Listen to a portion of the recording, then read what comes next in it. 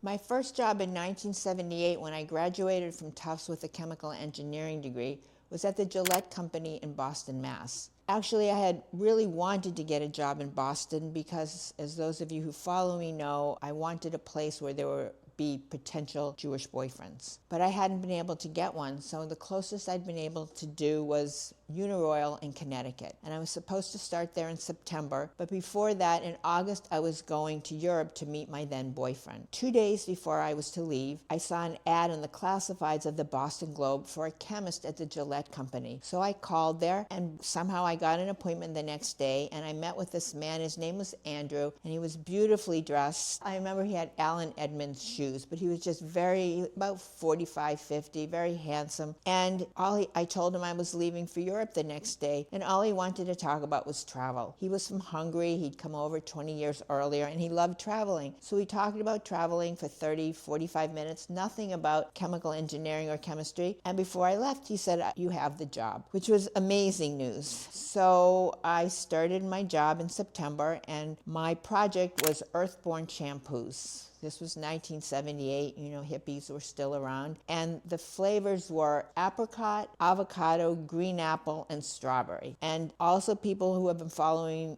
me know I do not cook. I'm not good at cooking. So I would be working on these, I had a little lab bench, and I would have to make up these different recipes of shampoos. And I can't tell you how many times my mind just kind of went off somewhere else, and I'd end up with green apple shampoo that was red or strawberry shampoo that was green, and I'd have to start all over. But one interesting thing was after my first 2 weeks of working there and I got my first paycheck, and on the way home I stopped at a drugstore, and I was walking to the back of the store, and then I stopped and I looked. There was a whole row of shampoos, and I thought, oh my God, like behind every one of those bottles is an army of people like me and all the people I was working with. That was just crazy to think how many people in this country were working on making shampoos. And I remember just thinking, I bet in Russia they don't have that many different kinds of shampoos. So I was there.